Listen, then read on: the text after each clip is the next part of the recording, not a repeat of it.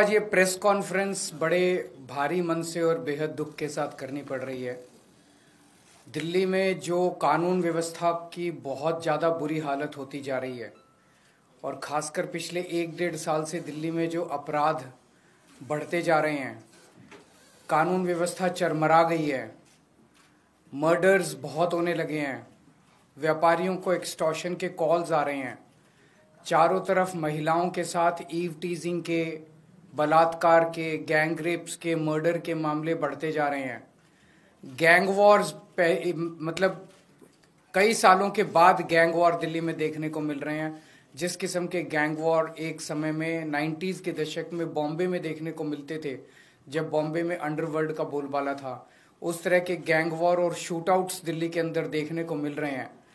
आज लोग ये कह रहे हैं कि दिल्ली न केवल असुरक्षित है बल्कि दुनिया की सबसे असुरक्षित राजधानी दिल्ली है।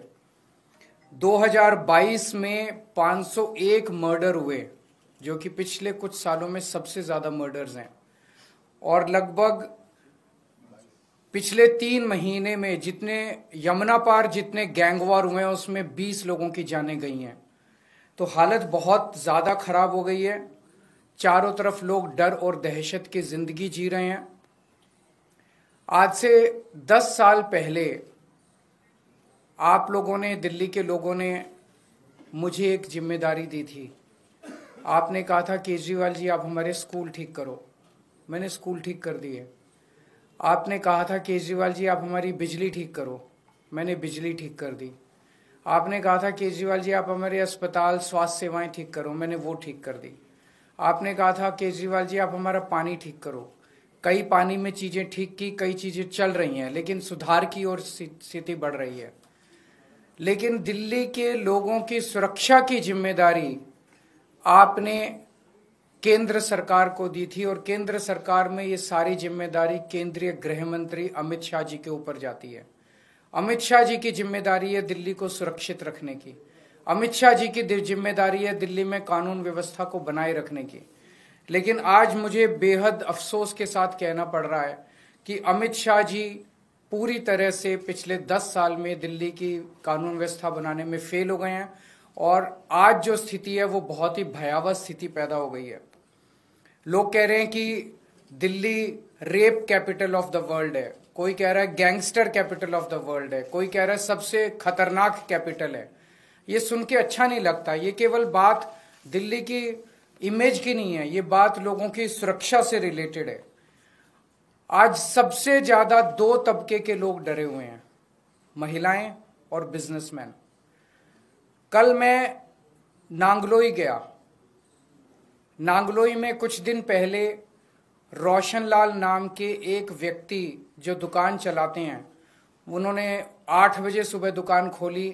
9:15 बजे उनके दुकान पे 2 मोटरसाइकिल पे सवार आए, उन्होंने गोलियां चलाई और वो भाग गए।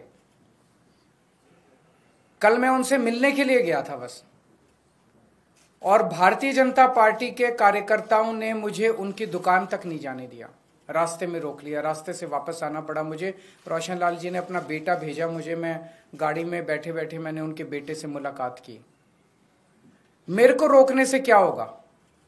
मैं अमित शाह जी से कहना चाहता हूं, केजरीवाल को मत रोकिए, क्राइम को रोकिए, अपराध को रोकिए, वो आपकी जिम्मेदारी है। केजरीवाल को रोकना आपकी जिम्मेदारी नहीं है। अगर आज आप अपना काम ठीक से कर लेते तो आपको केजरीवाल को रोकने की जरूरत नहीं पड़ती, केजरीवाल को नांगलोई जाने की जरूरत नहीं पड़ती। क्या छुपाने की कोशिश की जा रही है? और ये एक, मैंने कई बिजनेसमैन से बात की, ट्रेंड बन गया है। पिछले 1 साल में रिकॉर्डेड 160 एक्सटॉर्शन की कॉल्स आई हैं।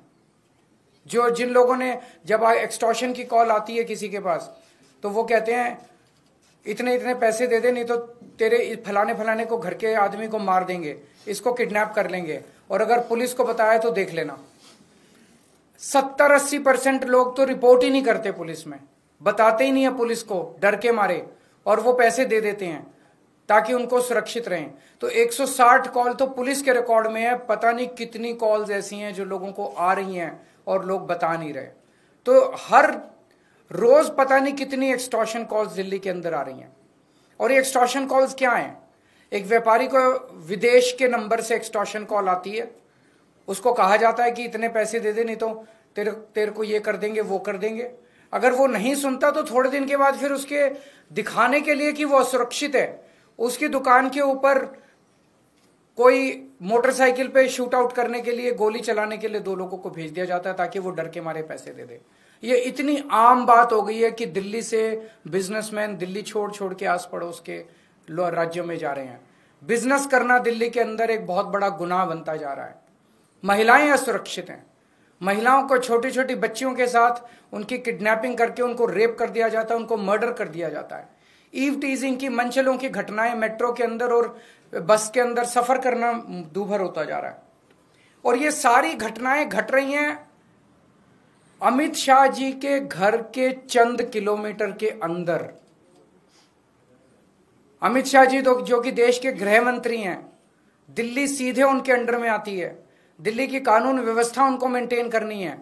वो अपने घर के 20 किलोमीटर के दायरे को सुरक्षित नहीं रख पा रहे, तो फिर वो कैसे देश चलाएंगे, कैसे देश के अंदर कानून व्यवस्था लागू करेंगे? मैं आपको कुछ उदाहरण देता हूं। 23 नवंबर को गोविंदपुरी में किरणपाल नाम की पुलिस कांस्टेबल, पुलिस वाले भी सुरक्षित नहीं है, जिन्हें हमें सुरक्षा देनी है वो खुद ही सुरक्षित नहीं है।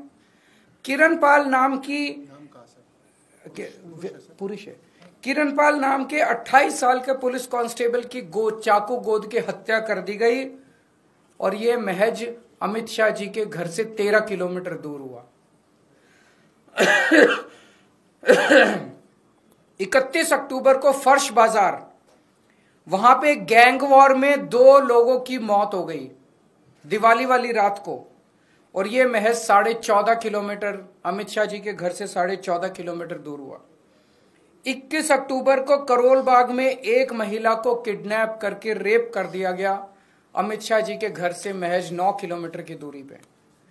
14 सितंबर को ग्रेटर कैलाश में 35 साल के एक जिम के मालिक को गोली मार के 2 मोटरसाइकिल वालों ने गोली मार के उसके मर्डर कर दिया। महज 9.5 किलोमीटर अमित शाह जी के घर से दूरी है उनकी। अमित शाह जी से मैं पूछना चाहता हूं, ये हो क्या रहा है? क्या आप मानते हैं कि आपसे दिल्ली नहीं संभल रही है?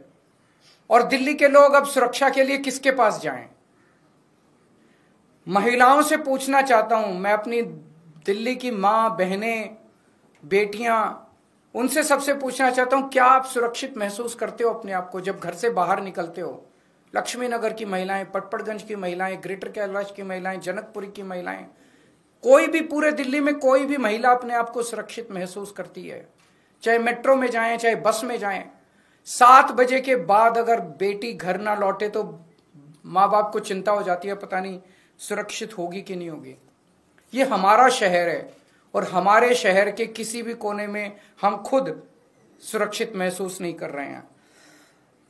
और बहुत सारे केसेस हैं, बड़ी लंबी लिस्ट है मेरे पास और आपके पास भी होगी। 11 अक्टूबर को सराय काले खां 10 किलोमीटर दूर है अमित शाह जी के घर से, वहां एक 34 साल की महिला के साथ गैंगरेप किया गया और वो अर्धमूर्छित अवस्था के अंदर पाई गई। 12 सितंबर को बेगमपुर में 3 साल की बच्ची को किडनैप करके सेक्सुअली असॉल्ट किया गया, मात्र 8 किलोमीटर अमित शाह जी के घर से। 30 हजारी अगस्त 8 अगस्त को 30 हजारी कोर्ट के अंदर एक वकील ने 21 साल की एक महिला का कोर्ट के अपने चेंबर में बलात्कार कर दिया, मात्र 10 किलोमीटर अमित शाह जी के घर से। 1 अगस्त को दिल्ली कैंट में 9 साल की बच्ची का रेप करके मर्डर कर दिया, मात्र 9 किलोमीटर अमित शाह जी के घर से। इन लोगों ने नारा दिया है, बेटी पढ़ाओ बेटी बचाओ। बेटी को पढ़ाने की जिम्मेदारी हमारी थी, हमने बेटी को पढ़ाया। बेटी को बचाने की जिम्मेदारी आपकी थी, आपने बेटी को बचाया नहीं, आप बेटी को बचाने में नाकाम रहे। आज मैं अमित शाह जी से पूछना चाहता हूं कि आपने दिल्ली को दुनिया की सबसे असुरक्षित राजधानी क्यों बनाया? आपने 10 साल में इसको रोकने के लिए क्या काम किया? हमारे दिल्ली के लोग जाएं तो जाएं कहां? आज दिल्ली के लोग भय में जी रहे हैं। क्या आप मानते हैं कि आपसे दिल्ली नहीं संभल रही है? अगर नहीं संभल रही है तो किसी और को जिम्मेदारी दे दीजिए। आज दिल्ली का बुरा हाल कर दिया इन लोगों ने, हम सुरक्षा के लिए किसके पास जाएं? आज दिल्ली के लोग अमित शाह जी से ये पूछना चाहते हैं। ये एक अभी आप लोगों को भी देंगे, ये एक मैप है दिल्ली का। ये अमित शाह जी का घर है और इस घर से आप देखेंगे 15 किलोमीटर दूर शादरा गैंगरेप केस, 16 किलोमीटर दूर 100 crore fraud bye Chinese national, 9 kilometre दूर एक डॉक्टर को रॉब करके उसका मर्डर कर दिया गया, 6 किलोमीटर दूर आईटीओ गैंगरेप केस, 15 किलोमीटर दूर doctor killed by a teenager. उनके घर से मात्र 15 से 20 किलोमीटर दूर की दूरी के अंदर इतने मर्डर और इतने रेप और इतने फिरौतियों के कॉल्स आ रहे हैं।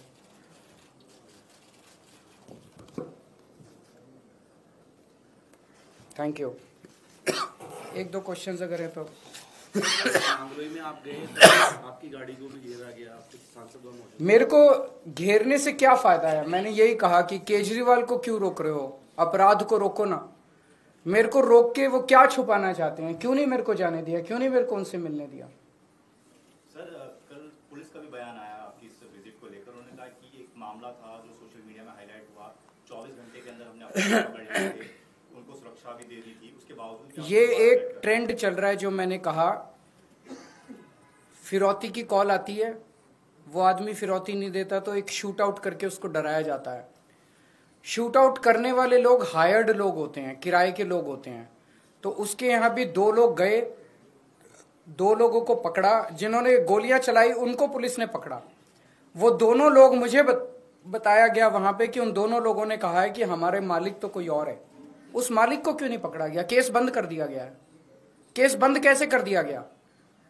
जिसने फिरौती मांगी और जिसने ये पूरी घटना रची उसको क्यों नहीं पकड़ा गया? जिसने भेजा इन दोनों को उनको क्यों नहीं पकड़ा गया अभी तक?